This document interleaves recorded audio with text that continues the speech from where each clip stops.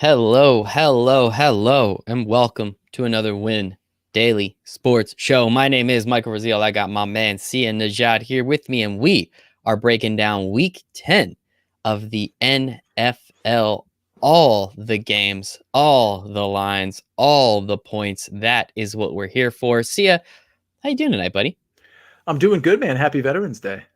Thank you. Yes, and to you as well, and your family members, and we appreciate each and every person out there that did what they did, because I sure as heck couldn't have done it. So appreciate all of them out there. Speaking of family members, so we have our own Win Daily family member, Stoby, who is a veteran. Yes. We might have others, to be honest, but I think I learned today, Iggy Rodriguez, who of course has been on the show, his father was in the military. Eric Tipton, E-Tip 11, who was on the show with us a couple weeks back. I think his father and grandfather were in the military. My goodness. And of course, friend of the show, on our show as well, RG3. We know both his parents are Army sergeants. So we got kind of a nice little connection here. And it got me to thinking about like Pat Tillman and the Pat Tillman Foundation and stuff like that. Maybe we could have somebody on from the foundation at some point in the near future. I like that. I think we could. Hey, we can get RG3 on, as long as we're not making a joke at a Pat Tillman, right? Like, because that was the whole RG3 thing. We kind of turned it into a little bit of a joke, but I think we can do it. I think, why not? What's stopping us? We didn't turn it into a joke. It started as a joke, and then it became this awesome thing. Yes. Okay. That's a great way to put it. Yes. It was a joke and then became incredible. And then we ended up donating a significant amount of money to the RG3 Foundation. So it all worked out. It was awesome. Anybody from the Pat Tillman Foundation, come on the show. We'd love to help in any way, shape, or form, because we've shown that we can do it. Case study. Sia, you write case studies. Figure that one out. I think you could do that. So, yeah. Thank you to everybody out there and all the connections that we have. Sincerely appreciate it. As I said, I personally wouldn't have been able to do it. So thankfully, we have other people that are much, much more incredible than I am, which is very important. And so with that, I think we can hop into it. This is an interesting week. It's actually kind of nice. We have a boatload of 4 o'clock games. Nice. Finally. You know why? No, actually. The Masters. Oh, yeah, of course. Yeah. CBS decided to take all their games and pretty much just push them as late as they could. So I think we have 4 1 o'clock and then 5 4 o'clock or something along those lines. So it's actually kind of nice and split up all day. I do love the witching hour, but I'm also cool with like later football, lots of it, instead of those 3 shit games, right? I'm totally cool with that. So it should be fun. So it should be interesting, especially from a DFS perspective. I was looking for those late game hammers. Make sure to check out the live stream at 11 a.m. Eastern, 10 a.m. Central Coast time on Sunday. For everybody that's interested, make sure to hop into the Win Daily Sports Expert Chat, windailysports.com/chat. 7 free days in the expert chat where you get to ask us anything you want about NFL, sports betting, and a little bit of golf. Turns out everyone's real interested in golf all of a sudden. And I think it's because it's the Masters. So excited about that.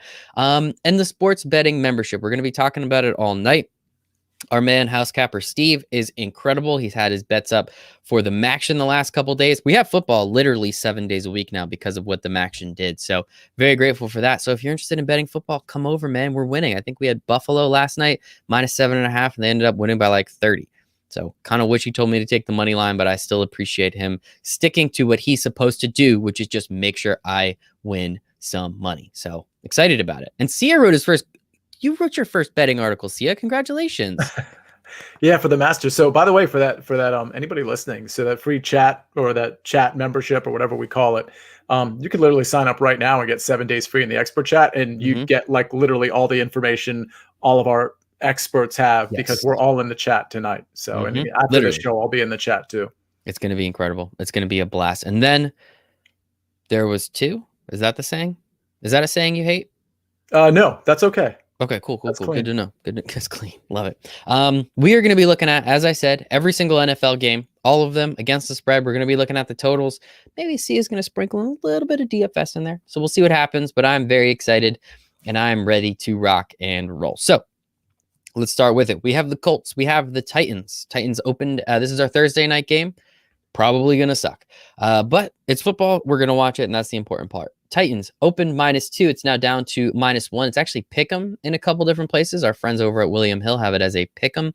Most of the money, most of the bets are all going on the Titans, over under of 48.5, with most of the money coming in on the over, about 70%. Sia, an okay Colts team and an okay Titans team. How are you feeling about this one? Yeah, it's interesting because it's clear that the sharps are on the Colts here because in some of these places, like the line has dropped. Like I'm seeing, I think it's on DraftKings Sportsbook, Titans are +1 now. So Wow. all of the bets seem to be on the Titans, which makes sense, right? Colts coming off a loss. It's, Phillip Rivers ultimately, and the Titans are kind of this hot team. So, with the public being on the Titans and the line moving towards the Colts, that is very, very strange.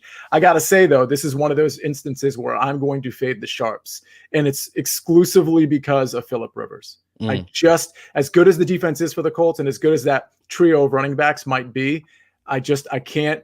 And this is why my biggest bet was the Ravens last week, by the way, because I knew at some point they were going to have to lean on Phillip Rivers, and that's not a thing the Colts can do. RIP this year, because next year when they get rid of Rivers and get a real quarterback, they're going to be a real team. But I got to fade the sharps here. I understand where they're going, like fade the public. The public's going to see this line under 3, and they're going to be like, oh my God, the Titans at home, they're going to easily win this game. I get why the sharp money is in a different place, but it's Phillip Rivers, man. Give me the Titans. Yeah, that defense, that Colts defense is definitely real. I think we can agree upon that. I know we agree upon the Titans defense not being that good, right? But I don't think Phillip Rivers is the man to take advantage of that, right? Like, I don't think he is the quarterback that's going to be like, oh yeah, Phillip Rivers is really going to like really carve up this Tennessee defense. I don't see that happening at all. So I would have to agree with you. I think it is going to be, it's an AFC South matchup. So right there, we know this game's going to A, probably be pretty boring, and B, probably definitely be pretty boring. So it is what it is. So it's going to be close, most likely. I will say that. But considering the line, as you said, anywhere from -1 to +1 to the Titans is definitely pretty interesting. And it's something to pay attention to. Now, most of the money's on the over. It is 48.5, so it's not the highest over. But I can't see this game being very fun. I think I'm going to agree with you. I think we're going Titans, and we're gonna take that one to the bank. Yeah, and the line opened at 50.5, and it's down to 48.5. I like the under here. I think both these teams are going to keep it pretty close to the vest. The Colts don't really pass unless they need to. So I think it's going to be Nyheim Hines, Jordan Wilkins, and that guy, Jonathan Taylor, who's kind of just that guy at this point. He kind of is. Yeah, it's sad. Although, for the record, I think he's actually going to have a good game. Reich was very much behind him after the game in terms of it almost seemed like he was getting lesser carries because he fumbled. It was a big fumble. Yeah, 100%. But Reich made it sound like, no, that's not. It was more like a game script type of thing. I still think they're behind Jonathan Taylor. And against this defense, they could potentially Jonathan Taylor could not necessarily have a breakout game, but have a game where if you're starting him in fantasy or in your showdown lineup, you'll be really happy you did. I like that. Would you say it is what it is, Sia? Would you say that fumble is what it is? I don't know. Thank you, Casey. We always appreciate you hanging out with us. And ask us questions. Everybody out there, we got the chat open. Ask us all the questions you want. We're here to help. We're here to try and help you make money. If you got some interesting things to say, as long as they're not stupid, we're all for it. Come and hang out with us. So let us move on. Our first of we get a lot of the NFC East right out of the way. So the Chiefs, the Falcons, the Cowboys, and somebody else are on bye. And these first 2 games we get to talk about on Sunday include the rest of the NFC East. So we're going to get this out of the way. There's no prime time matchups with the NFC East. Everybody say it with me. No prime time matchups with the NFC East. We don't have to give a crap about them this week. We have the Washington Football Club traveling to Detroit. Detroit -4.5. Looks like it opened there. Looks like it stayed there. We're going to have most likely, I'm assuming, Alex Smith is going to be starting for the Washington Football Club. Dwayne Haskins, I still think he has tummy aches. We just saw Kyle Allen pretty much lose his ankle. Now, it turns out that wasn't as bad as it looked. It was pretty gross.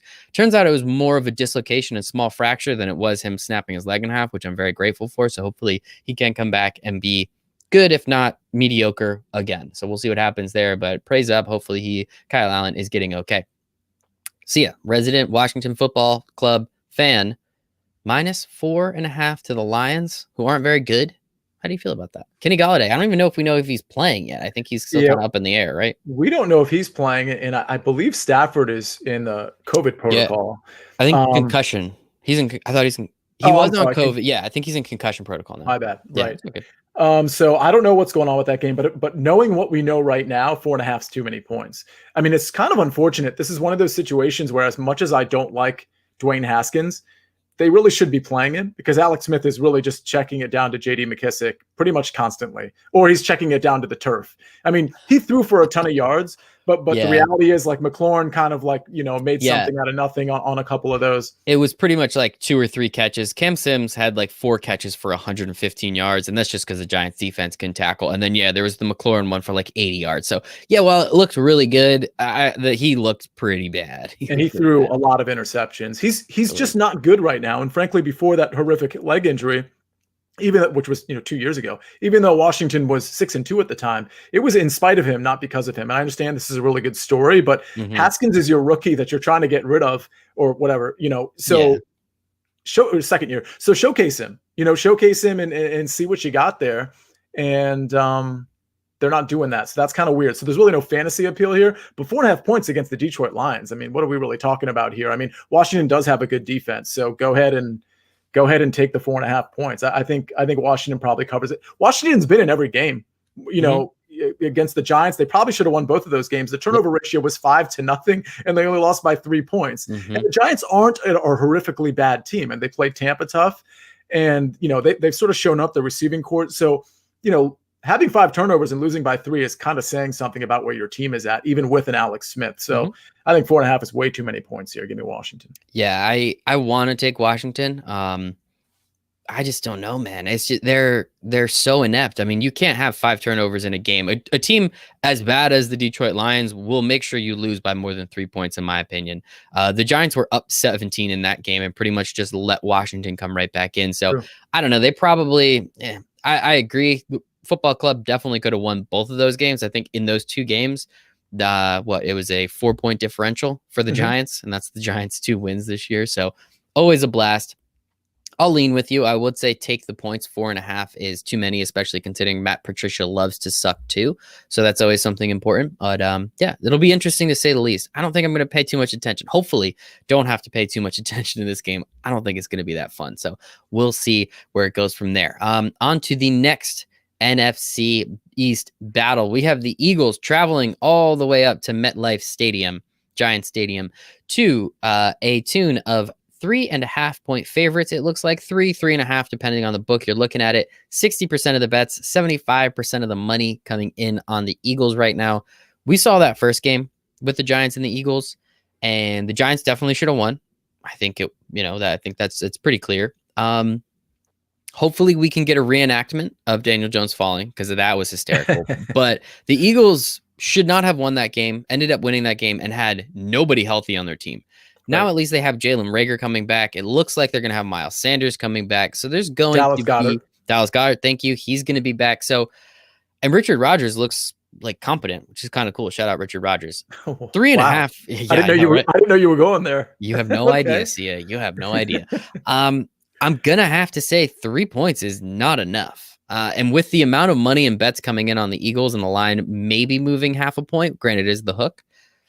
That's weird to me. That's definitely weird to me. How do you look at this game? I mean, both of these teams are extremely inept. I think we can agree upon that. I just think the Giants are much more inept than the Eagles are. Yeah, I mean, I believe in the Giants offense a little bit more than most people. Sterling Shepard's really stepped it up. I assume Golden Tate's playing.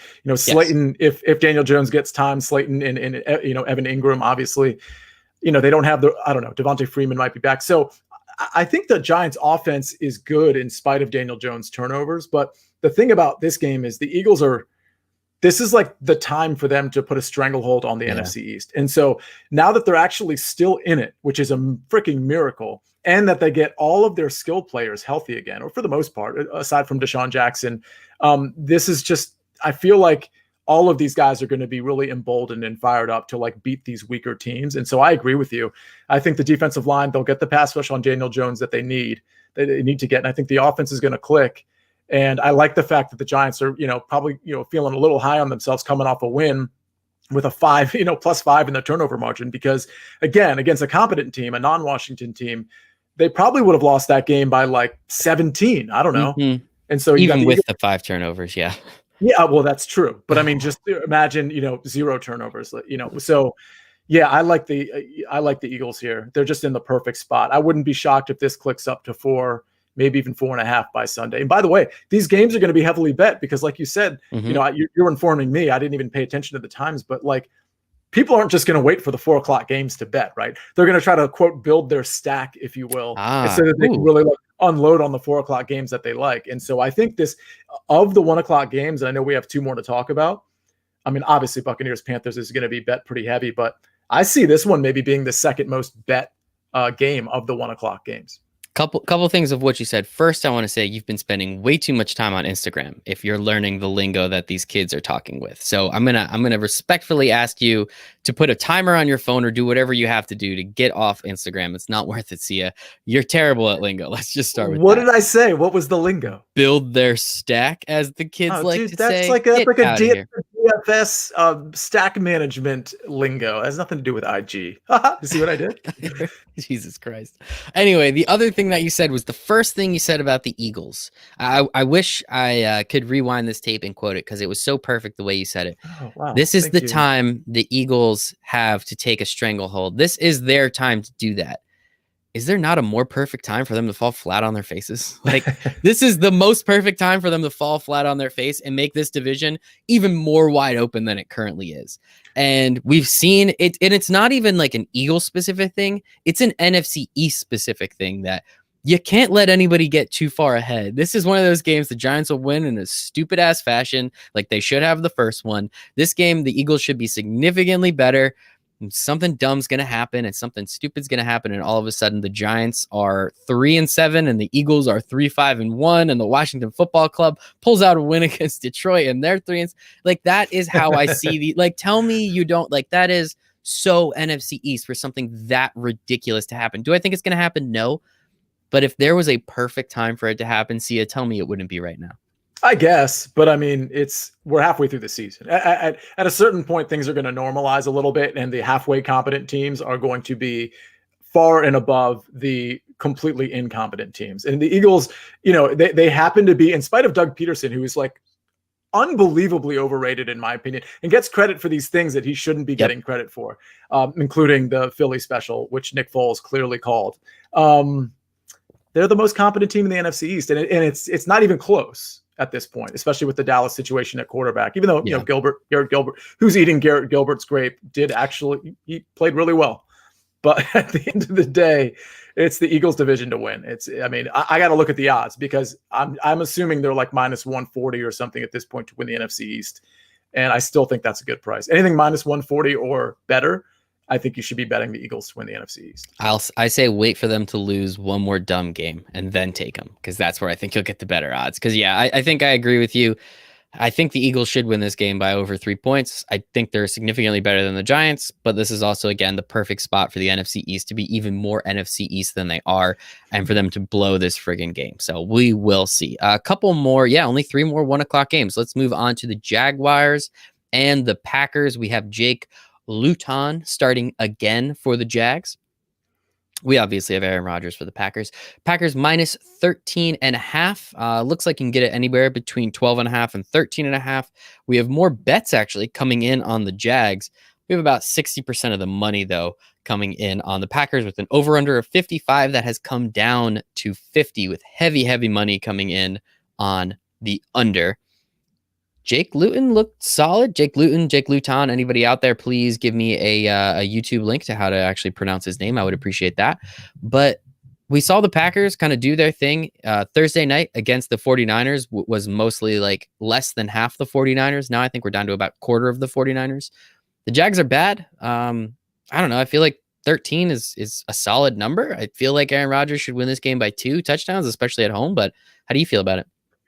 Yeah, this is really interesting because when the line came down 5 full points, which I just noticed, by the way, because you pointed it out, because it opened at 55. I'm sorry, I'm talking about the over. Oh, okay. I apologize. I was like, what are we doing? Where did I miss? Yeah, no. So I just checked because that's pretty dramatic. 26 mile per hour winds expected, and it's going to be cold in Green Bay. So that's unfortunate because I hope those winds calm a little bit. We have a few days because the fantasy appeal of this game is like pretty astounding. Just real quick, Devontae Adams is priced up on DraftKings at $9K, which is unbelievable. But forgetting about him for a second, like Aaron Jones is reasonably priced considering he's Aaron Jones. And the Jacksonville, like Conley had I shouldn't say Conley. He had a good game, but DJ Shark had an amazing game last game. And Conley he caught 7 of 8 targets, so he was no slouch. And James Robinson had 25 carries. Like there's so much fantasy appeal in this game. And now I'm kind of like, oh, damn, it's looks like it's going to be a really windy game. I hope those get down to like 15-mile-per-hour winds, because then I can play it. But the point is, I'll take the Jags. I just think 13.5 is too much. Green Bay has proven to us quite recently that like they can sometimes play down to their competition. Of course, they can blow out their competition too, because they did with the Niners. But I think 13.5 is too much. I think Jacksonville's probably going to just try to establish the run. I think Jake Luton, I think that's how you pronounce it, is a competent quarterback. The receivers have stepped it up. So it's going to be a James Robinson game. It's going to be an Aaron Jones and Devontae Adams game. But at the end of the day, I just don't believe in the Packers defense enough to like really give Luton a ton of problems. So I think 13.5 is too much. I like that we're both kind of like switching off how we pronounce his name. I think that's a really good chemistry thing between the two of us. I agree with you. I think if it's going to be that windy, I probably would take the Jags in that situation, because it sounds like what's a nice cliche? They're gonna take the air out of the ball. How does that one? Is that a nice. Good one? They're just gonna take the air right out of the ball. It's also a play on words, because we're talking about wind. So that's like, bam, it's like a double. I didn't even do that one on purpose. Look at me, man. Amazing. It must be the mustache. Yeah, I mean, I think if it is going to be that windy, it's going to be difficult to score as many points. And as our good friend E-Tip said, and as many before him, if you're taking the under, there's a better chance that the score is going to be closer, because there's less points, which means you want to then take the team that is getting almost 2 touchdowns. So in that case, it makes sense. This might be the perfect spot for a backdoor cover too. In terms of the Jags, I could see them being down 17 and then kind of a garbage time, just kind of Green Bay is just like, whatever, we don't really care. Somehow James Robinson scores that second touchdown of the game. My fantasy team would really love that. So I if it is going to be that windy, I would say take the Jags. If it's going to be a little bit lighter, I really wouldn't be surprised if Aaron Rodgers is still pissed off about that Tampa Bay game and really wants to put someone into the ground. I also wouldn't be surprised if Jake Luton, however we want to pronounce it today, if he actually goes up against a competent defense. I think that part is, and again, the Green Bay defense isn't world beaters, but both of their corners would be the greatest corners in the world if they were on frickin', the Houston Texans. So I don't see Luton throwing for 300 yards again. I don't see DJ Chark catching the ball from Luton and getting, 150 yards receiving. So I think that's something to pay attention to as well. So yes, wind, I'll take the Jags. No wind, I'm on the Packers. Is that, can I make that distinction? It's Wednesday. It's Wednesday. I just don't know if I agree with the premise, because I think if there's a lot of wind, I think that negates maybe the backdoor cover scenario with Jacksonville. So I don't know. We'll monitor the wind and we'll see what happens. Yes. Again, if it tempers down to by the way, the wind shouldn't affect the Devontae Adams connection. I won't have Devontae in DFS, but he runs super short and intermediate routes all the time, especially near the goal line. So that's not going to be an issue. Dude's catching 2 touchdowns. I think that's kind of, you can just pencil that in. He's healthy. Oh, he caught 2 touchdowns today. So I think that's something to definitely enjoy a little bit. Let's move on. We have the Tampa Bay Buccaneers traveling down up to Charlotte, North Carolina to take on the Carolina Panthers. The Bucs opened at -6. It is now -5. Over under started at 47. It's creeping up to 50.5. Let's go. The Bucs, 2 showings in a row. Not great. Almost lost to the Giants. Probably should have lost to the Giants. And then they got absolutely blown out. I was asleep before it was even 28-0. It was incredible. I'm so grateful I didn't have to watch that game. So that was something that was pretty nice. The Panthers get Christian McCaffrey back. He does incredibly. Christian McCaffrey's hurt and he's not going to play, which kind of sucks. We've already seen these teams play. I'm pretty sure the Bucs covered a bigger spread last time in Tampa Bay. How do you feel about it this time around? I like the Panthers. Again, I'm okay. First of all, if you're going to win money betting NFL, you have to be on dogs. You absolutely have to be on dogs. You can take favorites, but some of my friends who have been betting a long time and who are always losing money, they'll text me their 3 favorite plays of the week, and they're always taking favorites every single time. It's one thing if you're money lining it, that's great. Do that. That's fine. Good strategy. But yeah, there's going to be a dog trend for me this week. Like there should be. And I think 5.5 is too much. Listen, the Buccaneers are going to rebound. And the problem is if they do rebound and they get, the Panthers backpedaling, so to speak, Tom Brady is going to step on the gas because he's so embarrassed from last week. So that's why this one's definitely a stay away for me. But because I want to pick a line on each of these, I think you're getting the value out of it. I mean, it opened at 6. It's already down to 5 in some places, including FanDuel. So clearly the money's coming in on the Panthers, which you wouldn't necessarily expect. And by the way, the McCaffrey thing is a big deal. But I think Mike Davis and Curtis Samuel are like kind of like taking that space and are at least 80% of what McCaffrey would have been. And by the way, Curtis Samuel in DraftKings FanDuel, I think is a nice creative play because he's a receiver and a running back at the same time, and also gets goal line touches, believe it or not. So that's just something to throw in there. But 5.5 too much. 5 is too much, and of course 6 is too much. I totally agree with you. Yes, you take the dogs. That's how you win in NFL betting. But as we said last week with I'm going to get to the comment in a second. As with the Aaron Rodgers middle finger tour after getting blown out by the Bucs, I would not be surprised if the same exact thing Tom Brady, as you said, just steps on somebody's throat. That's kind of the way I see this one. I think that's what's going to happen. I think that Bucs defense, they were good, right? Like 2 weeks ago, they were really, really good. 3 weeks ago, we were talking, the run defense was great. Their corners were doing much better than expected. Todd Bowles was just a genius. And then linebackers 2 weeks are good too. 2 weeks in a row, it's just like, wait a second, what the hell are you guys doing? And not only 2 weeks in a row, but last week giving up 38 points. Now, granted, the offense didn't help. I think that's something important, but Jesus Christ, man, like that's pretty bad. So I don't know. I think as I went against Aaron Rodgers last week in his middle finger tour, I think I'm going to have to side with Tom Brady this week. I will take the Bucs to win by 5. So just one quick thing though. Remember what I said last week, and it sounded totally ridiculous, but when Daniel Jones and company almost beat the Buccaneers, I was on the Saints last week, as everybody knows, and I'm like, Daniel Jones and Joe Judge of all people, or the New York Giants, like they kind of, I even use the word blueprint, like they kind of like gave us the roadmap to like how to slowly kill the Buccaneers defense. And that's exactly what the Saints peddled out. And so it's one of those things where like, yeah, you want to think that the Buccaneers are just going to step on their throats and all of that. But at the end of the day, like your defense can either stop the offense or not. And there's so many weapons that Teddy Two Gloves has. I mean, DJ Moore, it's not just DJ Moore and Robbie Anderson now. They got a couple other guys too, in Mike Davis and Curtis Samuel and even other guys beyond that. So I don't know, 5.5 is too much. It's going to be an interesting game. It is a divisional game too, so that would lean to probably a tighter game more so than not. But it's going to be an interesting one. I think we're going head to head on that one. That one's going to be fun. Let us move on. Our last 1 o'clock game. How sweet is that? 1, 2, 3, 4, 5, 6 4 o'clock games. I can't wait. This is going to be awesome. Texans traveling to Cleveland. Cleveland open -2.5. It is up to -3, 3.5, depending on where you're getting it. The Browns are coming off of a bye, and Nick Chubb is coming back into our lives. And I'm very, very excited for that. And my fantasy football team is as well.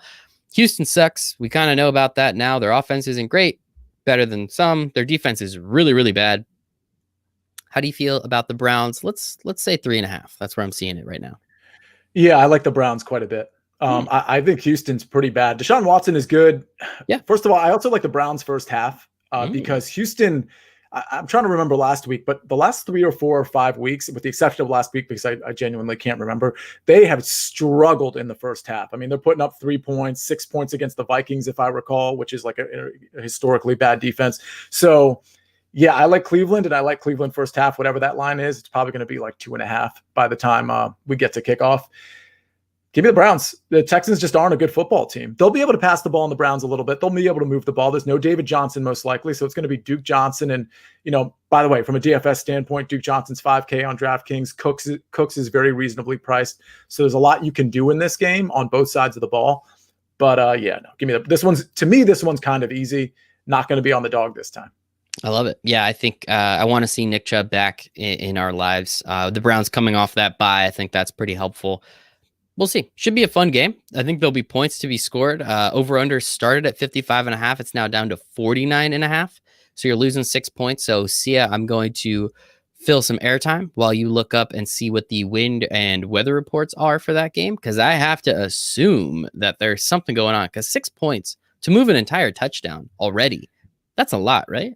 Yeah, I looked. Oh, yeah. I didn't see that. You know what's funny? So I get my weather. I mean, there's a couple guys on not YouTube, on Twitter that I know. We're on YouTube though, and you should subscribe if you're listening or watching us on YouTube right now, because we're 3 subscribers away for 500. And then when we get to 500, we're going to tell everybody that once we get to 600, we're giving 3 months away Win Daily Sports Gold membership. I apologize, Sia. Please continue. Thank you for that. By the way, Jay Norrell has that. We'll put that comment up. Well, I mean, we might want to put it up when we get to the Bengals game, I think so. Because Joe Burrow is the ultimate of like this thing that's being pointed. I say it every time. Don't say it. Only in Joe Burrow games though, so we'll have to wait.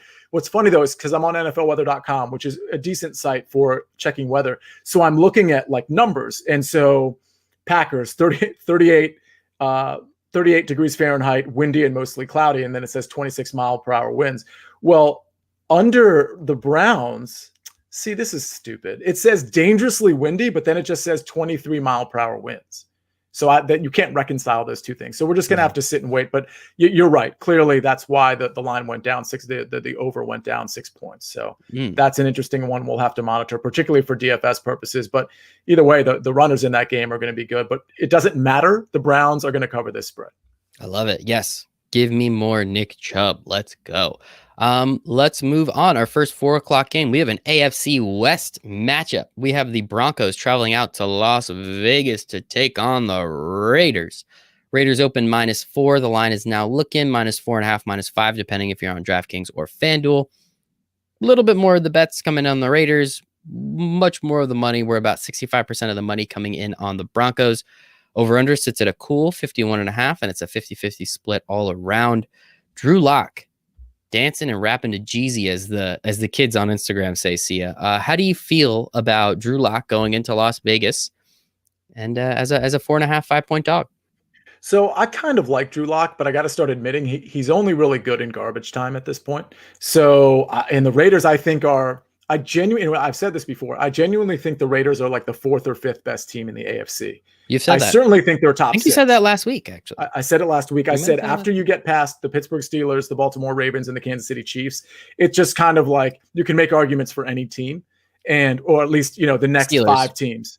I said the Steelers. I said Steelers, Ravens, and Chiefs. Those are clearly the top 3. And then after that, there's a cliff, and the Raiders are right there with like your Titans, or if you like the Colts or whoever. I like the Raiders here a lot. Again, I'm on another favorite here. That's 2 in a row, which isn't great. I like this in a tease. I like this as as part of a money line parlay, perhaps with the Browns. But forget about that. I think the Raiders are going to cover this spread, and the only way they don't is if the John Norrell thing happens, which we can't say until we get to the Joe Burrow game. Can't say it yet. Sorry, John. Yeah, can't say it yet. So.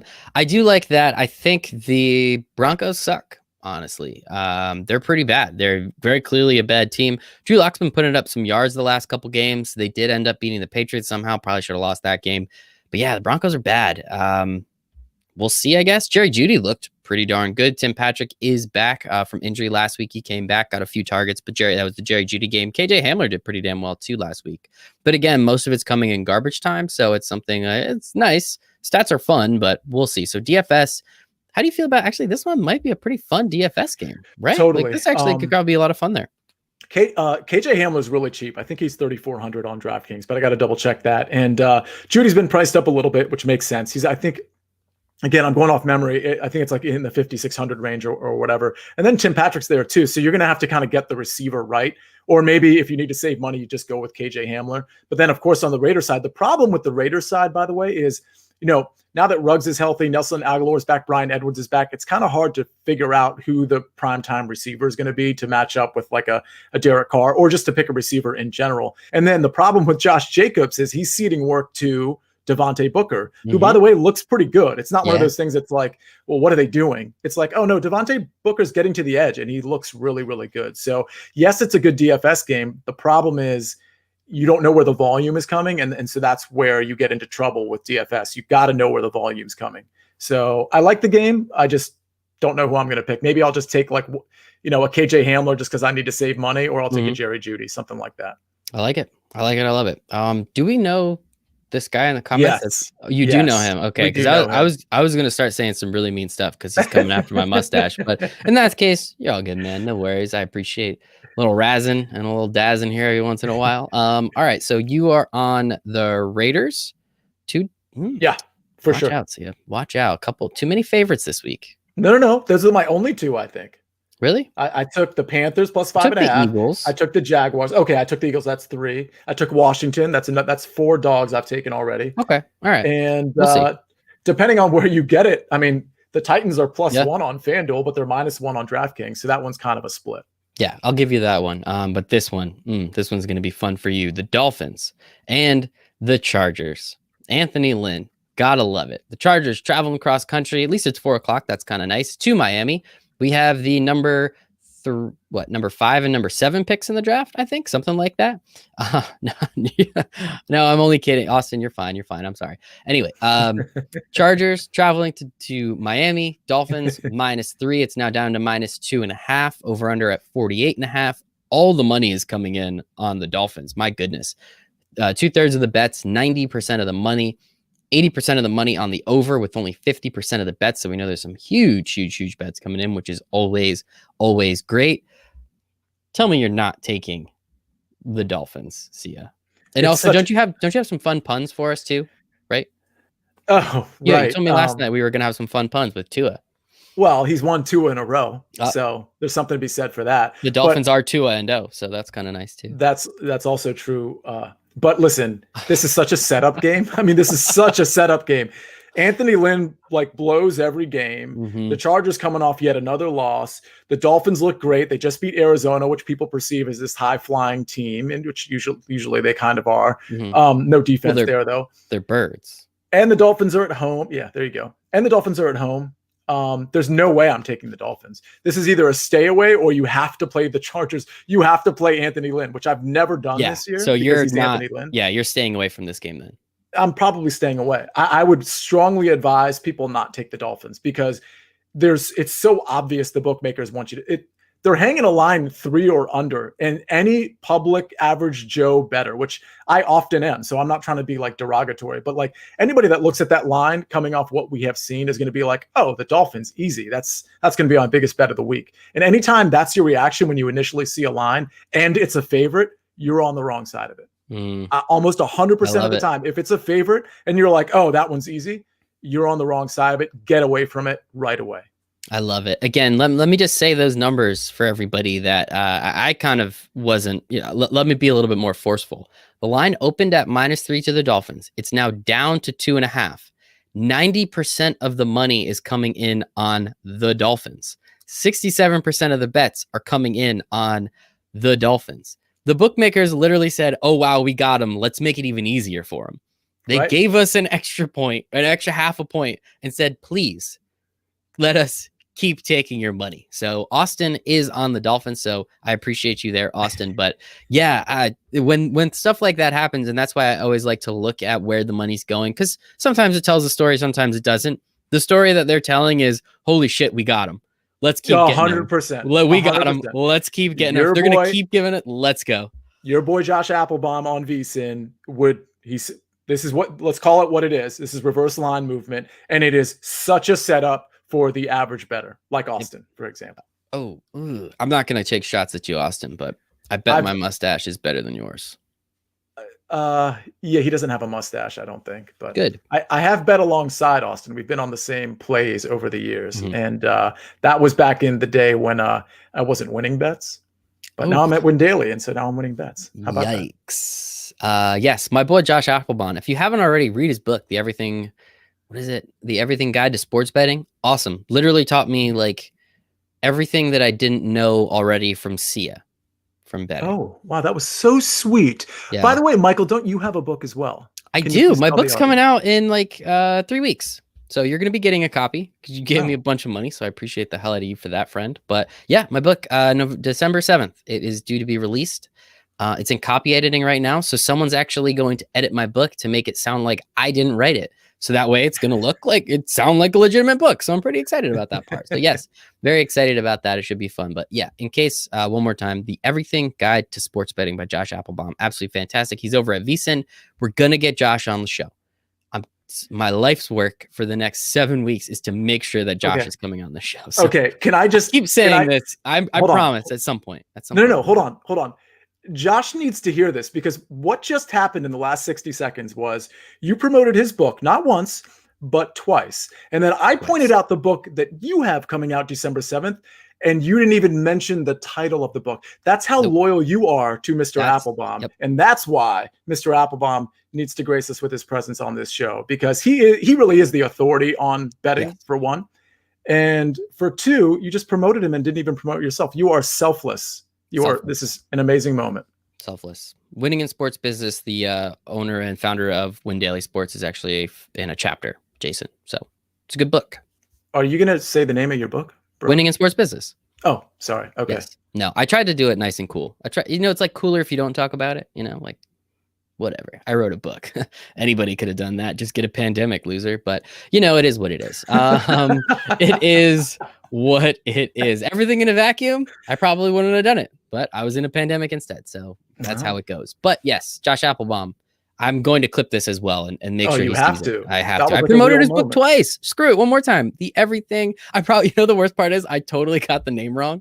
So when I clip it, I'm going to look like an idiot, but I'm confident it's close to Everything Guide to Sports Betting. Something along those lines.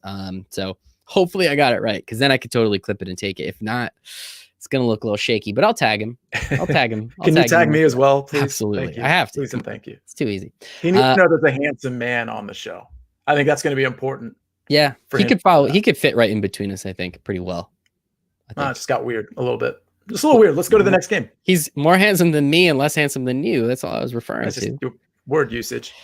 Anyway, phrasing. Anyway, we're taking the Chargers. No, we're not. We're never going to take the Chargers. Don't bet that game. Moving on, the Bills and the Cardinals. Bills coming off, I don't know, a win? Yeah, they crushed Seattle. Yikes, that was bad. The Cardinals coming off a pretty bad loss. We are in Arizona. I touched their stadium. Wasn't able to go to a game, but I did touch the stadium. That was kind of cool. The Cardinals -2.5 over under from 49 up to 56. All the money is on the over. Some more of the money, more of the bets are on the Bills, but it looks like it's almost an even 50-50 split in terms of the money. Cardinals -2.5 at home against the Bills, who aren't really that good. How do you feel about this one, Sia? Oh, first of all, this is your DFS stacking game of the week. Oh my goodness. Obviously. I mean, I'm not even really breaking news there. So yeah, I like the Cardinals. I don't know what to do with this game. Cardinals coming off a loss, Bills coming off an impressive win. You'd think the public sentiment would be to take the Bills in spite of the fact that they have to fly from the East Coast to the West Coast.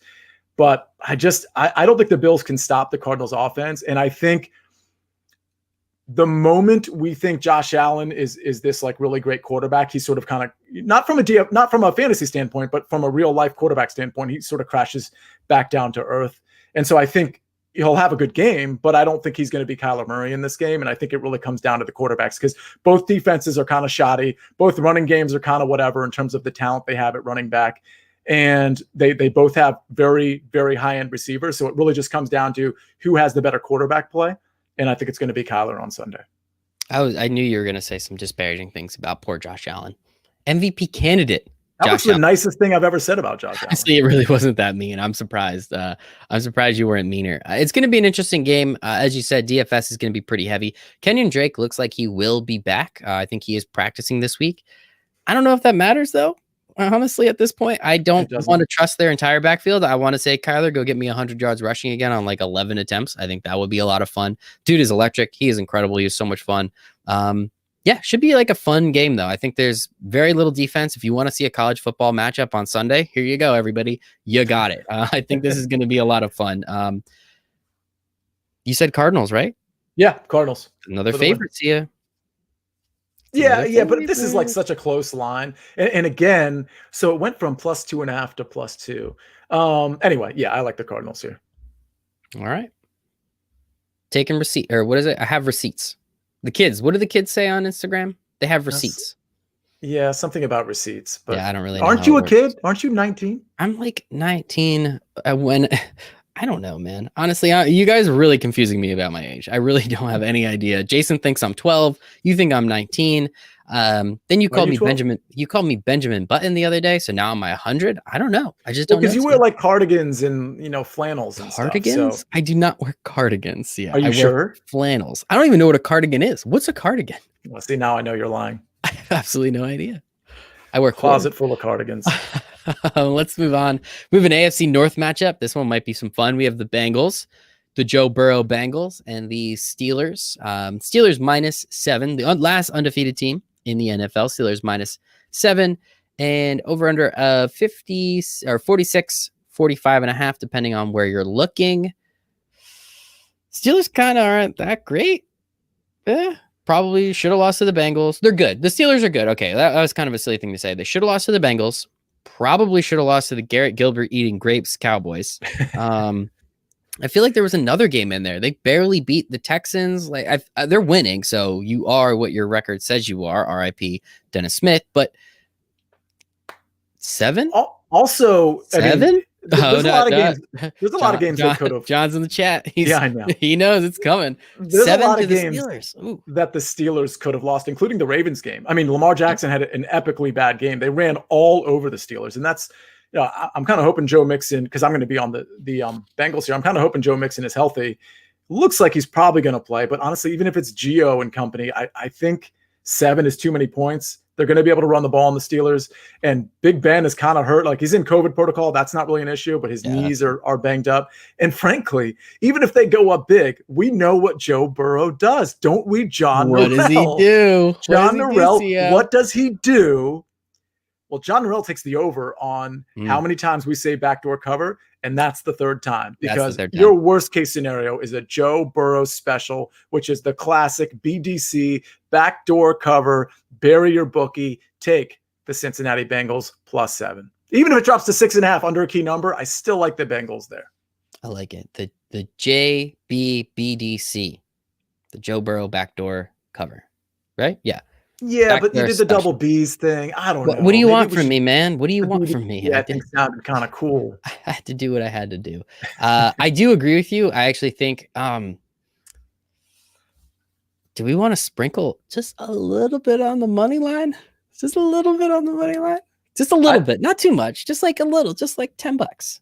I mean, it's fine, but I'm not. I just like getting the points when it's this high. But yeah, they can win. They can outright win 100%. Coming off a bye too, I think. Coming off a Bengals bye. come off on a bye, and their weapons are absurd. I mean, they don't have an offensive line, so that's kind of trouble. But their receiving core is insane. So yeah. And by the way, AJ Green, if you want to, maybe fade T Higgins and play AJ Green in DFS, he's actually really cheap in DraftKings and FanDuel. So something to check out. Obviously, Boyd's in play too, but I'm just saying if you want to get cheap. Tyler Boyd has been fantastic this year. Shout out Tyler Boyd. Man. And shout out to Brandon Gabor at Deep Dive FF, who had him as his number 12 receiver before the season started. We had Brandon on the show, of course. And I, even back then, this is before the season even started, I was like, what are you talking about? And he defended it, and now it's come true. I think he's like 13th right now or something like that. Coming to late. I mean, even if you're within 3 or 4 spots, I'm going to give it to him at that point. Like, that's shout out. Brandon for coming on the show. Shout out Sia for not bringing the fact that he was invited on the show, but didn't have me come with him. So not salty about that at all. Yeah, I'm probably shut up, Sia. You get all your text. I'm definitely going to do a dog parlay, all money lines. I don't know who I'm going to do. Probably Chargers, probably Bengals, and I'll throw one other team in there. I don't know who it's going to be at this point, but it's going to be something fun. All the money lines. We'll see what happens. It should be fun. I mean, you could do the Panthers. Oh, we could do Washington. Washington makes sense because it's true. Detroit at the end of the day. Washington makes sense. That might be a fun one. An all-dog parlay, just the money lines. Don't even give me any of the points. Just see him win outright. Oof. That's fun. Ooh, yeah, right? That's fun. I'll do that with you. I'll join. Yeah? All right. We'll figure it out. We'll go through the rest of the games and we'll make it up at the end. How's that sound? Cool. Man, let us move on. NFC West matchup. It's kind of nice. We have some divisional games this week, so they either can suck or be fun. We have the Seahawks traveling down to Los Angeles. The Rams open at -2, and it sticks at -2. It looks like, depending on where you are, you could probably get it -1.5 at this point. 65% of the bets on the Seahawks, about 60% of the money, over under at 55.5. Let's be honest, that's a joke. It's totally going over 55.5. Like that's it's easy. We'll throw that in the parlay as well. So yeah, how's that sound? Seahawks coming off not so great looking loss. Second loss of the year. Russ, 4 turnovers. I think we can kind of put to bed at this point in the season. I mean, we're 10 weeks in. Russ didn't get an MVP vote. Like, yeah, I mean, last year it makes sense, and the year before that it makes sense. Like, you can't tell me he's still getting that MVP vote after, in the 2 losses, I think it combined 6 or 7 turnovers. That's not how you win football games. How do you feel, Sia, about the the Rams -2 at home.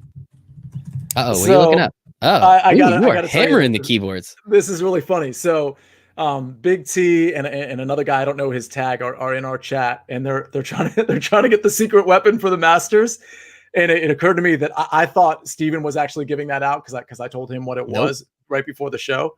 So I'm literally typing it into the RPGA expert Discord chat. For those of you that are listening, the secret weapon is my under $7,000 play on DraftKings and under 5% owned. And obviously this chat right now is like just blowing up. And so I am just going to take a second and type that in. I already typed it in. I just haven't pressed enter yet. No. Make them all come over here, boost our numbers. They're already watching the show. Dude, no, there's not enough people watching the show. There's enough people in that chat right now. If we got all of them to come over here, tell them when they come over, then we'll give them the secret weapon. How's that? All right, Big Theo. I've literally typed it in. I just haven't hit enter. So you and Arnaldo get a few more people to watch the live stream, and then I'll go ahead and hit enter. And by the way, if either of you haven't subscribed to our YouTube page, please go ahead and do that. Yes. We'll tell you why later. Yeah. So where were we? I'm sorry. I like Arizona. Excuse me. I like the Seattle Seahawks. I just don't believe in the Rams. I don't believe in Jared Goff. Listen, they're coming off a bye. Sean McVay is kind of a wizard, but Russell Wilson's not. Listen, 4 turnovers. Like, it's just not going to happen. And I just believe in Seattle's offense more than I believe in the Rams offense. I will say that the Rams defensively, A, can get pressure, and B, have some cornerbacks that can at least limit DK Metcalf and Lockett. But I don't think there's a secondary in this league that can stop those two guys. By the way, weird thing here, we don't know who's going to play at running back for either team. Looks like Darrell Henderson's probably not going to play. Hyde and Carson are trending sort of downward as far as I can tell. So it might be like another DJ Dallas and like a Cam Akers or Malcolm Brown game. I kind of say that more for DFS purposes. It doesn't really factor into analyzing this particular game. But yeah, give me Seattle. It's not an easy one, but that's where my money's going to be. I like Seattle as well. Rams coming off a bye, Seahawks coming off a pretty brutal loss. I think, of course, the over, as I said before, 55.5. That's kind of a joke at that point. Like, why are they insulting us? I don't know why, but the Rams are going to put up points. I think the Seahawks are going to put up points. It's going to be a very, very fun game. And yeah, I think, this is one of those games, we've seen it in the past. Greg Zuerlein misses the 38-yard kick, or, and he's obviously not on the Rams anymore. I think that happened last year, but there's just so many of these games are super, super tight. They're going to be fun. 34-31 at some point. I do see the Seahawks, though. I agree with you. Covering, and honestly, I probably see them winning, but that's not a big enough dog to put it in our parlay. Where's the fun of that? I am now thinking, did you hit enter yet? I think you should probably. It is the Masters. I think there's probably a lot of people now. If it was just like the Houston Open, it's one thing. It's the Masters. People probably are putting a significant amount of money on the Masters. So I, as a co-host to another co-host, would say you can press enter. Sia, how's that sound? Or who is it actually? Announce it here too. Well, I'm not supposed to. This is just for the people in Discord. That's the whole point of the secret weapon. It's just for our subscribers. Well, we have some free content, including our PGA live stream on Tuesday nights at 8:00 Eastern Standard Time. But and I think my article's free too, by the way. Yep. You can go on windailysports.com and check that out. But there's plenty of other articles that are not free, including Steven's article, I believe, and including everything that happens in the Discord chat. Steven's article was hysterical today. I don't know how much you got to read of it, but every time it's funny. It's fantastic. This one is hysterical. He talks about my grandma and Ricky Fowler. He talks about Patrick calling up Augusta National, asking them to rename it the Colin Morikawa Invitational. It is absolutely fantastic. So shout out to our good friend Steven for everything he does here. We appreciate the heck out of him. So we're both on the Seahawks. That's kind of easy. Let us move on. A couple games last of the Sunday slate of games. Last 4:00 game, we have the 49ers traveling to New Orleans. Game opened at -6.5 to the Saints. It got bumped all the way up to -9.5. My goodness.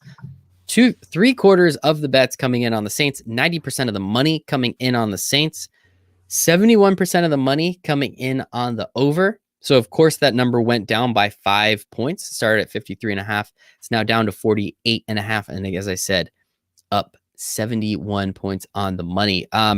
9.5 is so. I know we saw the Saints look incredible, and I know we saw the 49ers look like dog crap, but 9.5 is way too many points, right? Oh yeah. Yeah. By the way, I saw this at 10 earlier today. Whoa. So, and I loved it. I didn't bet it, unfortunately, but I loved it at 10. And this is going to be one of the games I have in my Sirius XM, like that on demand, like 3 minute thing I do. It's one of my 3 against the spread games. It's just too many points. Like we saw what we saw with the Saints. Everybody thinks now they're like, going to win the Super Bowl, which by the way, I suppose they could, but it's all recency bias. And we know what San Francisco is right now with a backup quarterback that isn't very good. And that kind of scares me a little bit, obviously, but Brandon Ayuk is back. Debo's probably not back. Tevin Coleman might be back. We don't really know what's going on there. I think Mostert and Coleman have already been ruled out. Declared out. Like I knew most likely going to be out. I know Mostert's not coming off of IR. I think Coleman, they said, is going to most likely be out. We'll double check that one. It's still Wednesday. And of course, we know the 49ers don't tell us any information about their running backs. So, take it with a grain of salt. But I'm pretty confident I saw that already today. Fair enough.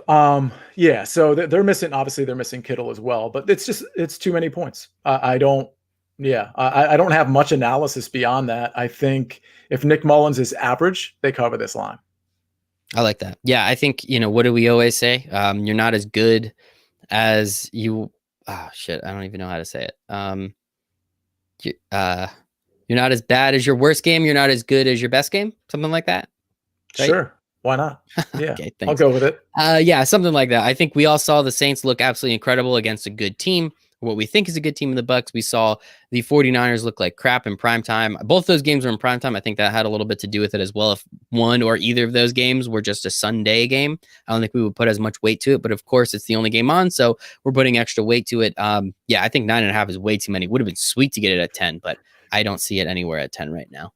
So let me say, so Theo has chimed in with just from a DFS standpoint. By the way, so I have 3 games I like from a DFS standpoint. The third one I have to monitor the win, but I mean, they're kind of obvious. Bills and Cardinals, Seahawks, Rams, and Jags and the Packers. But so Theo's suggestion is, Russell Wilson, who that's certainly the quarterback I would be wanting to stack in that game with DK Metcalf and David Moore. So you're saving some, you're doubling up at receiver. You're saving a little bit because of David Moore. So that kind of makes sense. You run it back with Cooper Kupp. I think that's a great stack. I don't think you can get a team with both Lockett and Metcalf and Wilson and Kupp. I mean, you'd have to go like 3K the rest of the way with your guys. And by the way, there are some low end guys that I like that we'll talk about in Discord and on the Sirius show on Saturday night. I mean, I've already done my kind of like cheat sheet of guys I like in the 4K and even some 3K guys. I mean, I'll tell you one, like Chris Conley, if the weather is okay, if the wind is okay, Chris Conley caught 7 of 8 targets. I believe he got a touchdown last week, plenty of yards, and he's 3K on DraftKings. I mean, talk about a money saver. There's plenty of those out there. So, but yeah, Theo, I like that stack. Love it. Big Theo, very good family member here at Win Daily Sports. We appreciate the heck out of you, buddy, for everything that you do. Always in the chat, always talking to people, always helping out others. And that is what we're all about. What are you laughing at now, Sia? Austin's no. I'm not going to read it. I'm ignoring that one. I'm ignoring that one. We're going to move right on.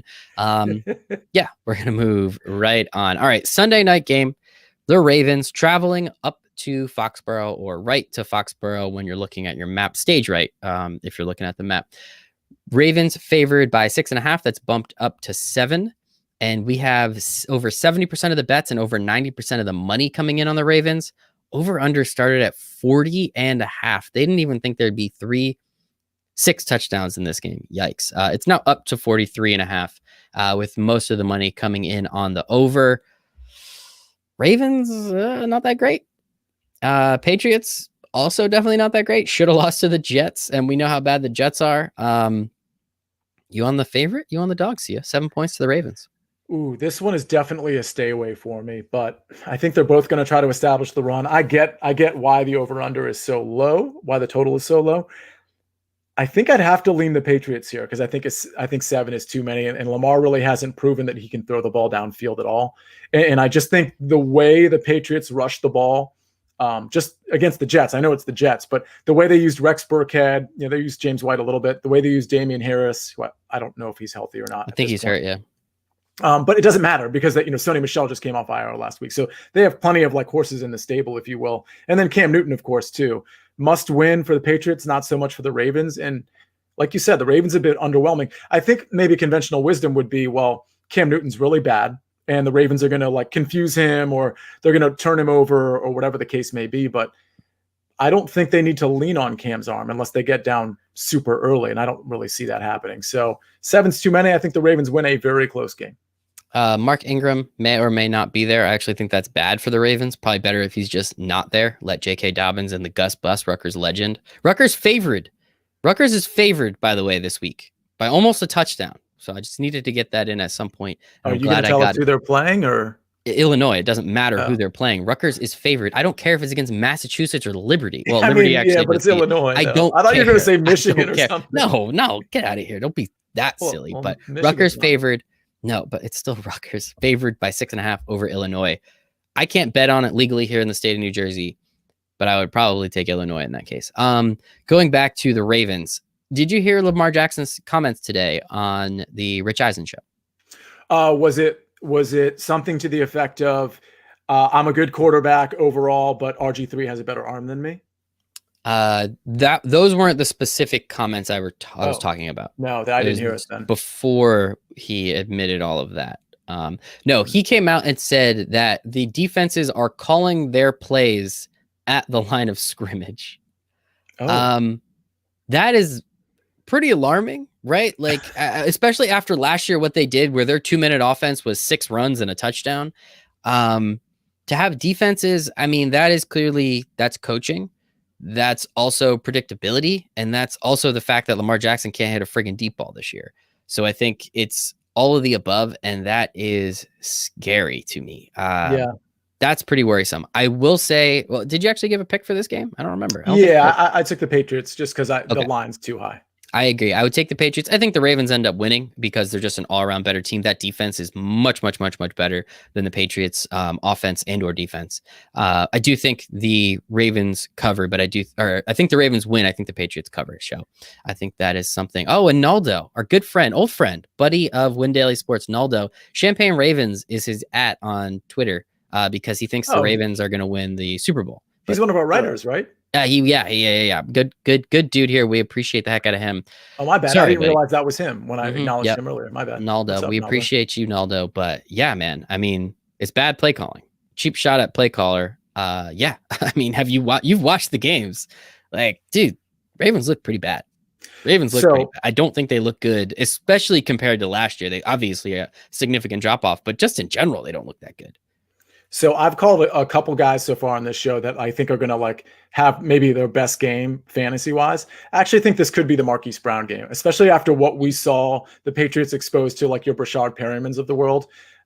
It's not like Joe Flacco is, Peyton Manning. So I just bring up Brashard Perriman, a world leader. It wasn't just Perriman. I mean, Jamison Crowder caught a touchdown too. But the point is, I think Marquise Brown, if Lamar, listen, I think Marquise Brown is going to get loose and wide open at least 2 to 3 times this game. And it's just a matter of Lamar hitting him once, and which he hasn't been able to do. But I have a feeling this is the game.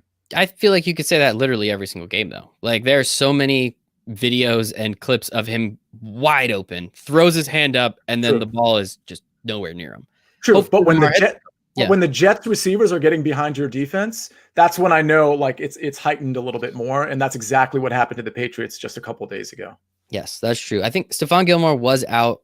We'll see again. I actually have no idea if he's going to play this weekend. I assume, but that's only just me assuming because. So we'll have to see there. But yeah, Patriots winning last week was hysterical to say the least. I do think the Ravens win. I think the Patriots cover 7 is a lot of points. And then moving on. Monday night game, NFC North matchup. We have the Vikings traveling to Chicago. The Bears were favored by 2 points, and now the Vikings are favored by 3. If that doesn't tell you the story of the Bears season, I don't know what does. Now, again, when we see that big of a line movement, when we see it swing from one favorite to another, it's something to pay attention to. We already saw it once today with the Thursday night game, right? About an hour ago, we talked about that one.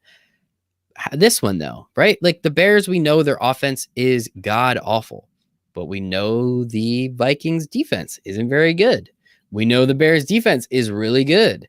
We know the Vikings offense is kind of all right. Like 5-point swing at any point is something to pay attention to. And there's a reason the line opened at -2 to the Bears. Now, if you can get them +3, is that something of interest to you? No, it's not. First of all, It sucks because you've lost the value now. Like if you were able to even get this game at Pick'em, I mean, obviously you could have gotten it at +2, but nobody's looking Monday except for me at lines. So like if you got it at Pick'em or -1, now you're at a key number -3. Like that really sucks. Like I hate taking a bet when you've lost that much value. 5 points in an NFL game is like absurd value to lose. Maybe in a college football game it isn't that bad depending on who the teams are, but this one, like if it stays at 2.5 or 2, I'm actually going to take the Vikings. Believe it or not, this is one of the games. I mean, it's such a weird line because of the records of these two teams and what we know about the Vikings. Shout out to my boy Nick James, who's like the biggest Vikings fan that I know. But yeah, this is one of the games I like. Actually, I like the Vikings -2.5. It's going to be one of the 3 that I like for the Sirius on-demand segment. And I don't think they can stop the Vikings offense. I understand the Bears defense is very good, but I just don't think they're going to be able to stop both Dalvin Cook and Thielen and Jefferson. I think they're going to be able to move the ball, and no David Montgomery for the Bears, which does that matter really? Like no, David Montgomery's a guy, right? All that means to me is now Cordarrelle Patterson's going to get another 2 jet sweeps that don't work. Like that's literally all that says to me. It's like there's more jet sweeps to go around. And they have like Lamar Miller and Nall. Like they didn't bother. There's so many teams. There's so many running backs they could have put on their roster, but for whatever reason, they were like, no, David Montgomery's our, even when Tariq Cohen got hurt, they're like, no, David Montgomery's our guy. We don't need a compliment to him. And so here they are. So, how much can Nick Foles do with Allen Robinson and Mooney and Anthony Miller and Jimmy Graham? A decent amount now that I think about it. But I just think the Vikings are the better team here. It's hard, man. It is very hard. The over under of 44 is very interesting to me. More money is coming in on the over, and that went down by a couple points. So that's something to pay attention to there. Started at 46.5, now down to 44. I feel like it hits the over. Me too. Especially at 44. Like I don't know why, but it feels like, again, the Bears offense, as anemic, as inept as they are, I feel like they can put up 21 points, right? I feel like they can put up 24 points against this Vikings defense, which is not very good. Hopefully this is an absolute smash spot for Allen Robinson. I think that will be a lot of fun. So showdown slates are going to be interesting, going to be enjoyable. You can check that, the Showdown Throwdown, the Win Daily Sports on-demand show on SiriusXM. Search Showdown. You can hear me and Jason chat a little bit about the showdowns. That's always fun. But just because Sia got all his SiriusXM plugs in, I won't even mind. I love the over, but there's a reason why it went down, even though 85% of the money's coming in on the over. I don't want to bet on this game at all. Now it's Monday night, so we kind of have to, right? So shit, yeah, I mean, I'll take the Bears. If it's +3, I'll take the Bears, but man, I'm not happy about this one at all. Yeah, I'll tell you, with our standalone games, like last Thursday night, for example, I recommended a tease, which I never do, but it was a standalone game. No. You recommend a tease every single week. You already did it today as well. So I just want to. Well, it's usually like a Thursday night or a Monday night or a Sunday night game where it's like the only thing that you can bet. And so in this case, it would make sense to, the Bears are getting points now. They're getting 3 in some places, even if it's 2.5. You tease that up to, 8.5, 9.5, however you want to tease it. And then you tease the over down and take the over. Yeah. You tease the number down and take the over. Yeah. I'm confident the Bears will cover 10. Okay. Geez, yeah, really coming in strong with that one. Love your teases though. Love your teases. You don't take them. You have one every week, but you don't take them. This week you had 2. Really appreciate that there. But this was fun. Now, okay, so now we have to build out our underdog money line parlay, right? So I think what you want to do 3 teams? I think 3 teams would be pretty solid. Okay, let's do it. I like the Bengals. I'm going Bengals. That's where we're going to get a significant amount of value. Screw the +7. Give me the Bengals outright. Who do you got? Give me Washington. Washington. All right. Washington 4.5. So there's a lot of value there. Solid. One more. We talked about the Panthers. I don't see I see the Buccaneers winning that game. I don't see I could see the Panthers covering. We could take the Anthony Lynn led Chargers. I want to do that. You're getting some money out of that. Okay, I'm in. So we're going to take the Chargers. We're going to take the Washington Football Club. Yes, all money line. And we're going to take the Bengals. And the Chargers are going to be the one team that screws this up. And I cannot wait for that to happen. I will gladly give the casino my money just so I can come on here and say, see it, God damn it, you made me take the Chargers. They're going to lose in heartbreaking fashion. It's going to be hysterical. all in the name of content. How's that sound, Sia? It's the one time I'm backing the Chargers because it's such a setup line. Chargers, Bengals. I'm going to X out Chargers. I'm actually just going to put Anthony Lynn. So I am putting my money in Anthony Lynn's hands. The Bengals and the Washington Football Club WFC. So yeah, this was absolutely fantastic. I can't wait for this bet to not win because of Anthony Lynn. It's going to be absolutely glorious. Make sure to check us out at Win Daily Sports. Make sure to check Sia out at Sia and Najad, me at Michael Razil 1. Make sure to windailysports.com/chat. And then you can go hop in the expert Discord chat and see who Sia's secret weapon is for the Masters, because it's going to hit and it's going to make a lot of money. I know I have to make a couple Masters lineups. I'm very excited. I'm going to put all my bets in as well. Oh, Naldo already put his money on the Chargers. Buddy, that was a mistake. Never do that. You should know that by now. We have the Win Daily Sports betting membership where we've been crushing it. And we're having a Black Friday sale. Obviously, Black Friday, I think, is like 2 Fridays from now. I'm in the ear of the owner of this company. Talk to the guy occasionally. I'm going to try and put something together for the betting membership and for the gold membership. We're going to plaster that shit together. We're going to take the price down. People can bet with us. They can play DFS with us. They can win a lot of money with us because that's what we're all about. So betting membership, gold membership, be on the lookout. Black Friday is going to be incredible. Sia, where can everybody find you on the internet? They can find me in Discord in a few minutes. Mm-hmm. Other than that, they can find me at Sia Najad on Twitter and at Sia Najad Sports on IG. You don't put quotation marks around IG, but you're learning. You're learning. Don't worry. I'll teach you, Sia. I will teach you. You can find me out. I hope young people aren't watching.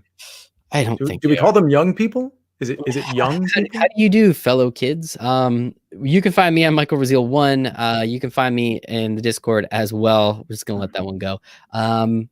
Again, us at Win Daily Sports. And before we go, Sia, count back with me. How many favorites did you take this week? Ooh. So we had, you were on the Vikings, who are favored. You were on the this will be Cardinals. This will be pretty easy to count.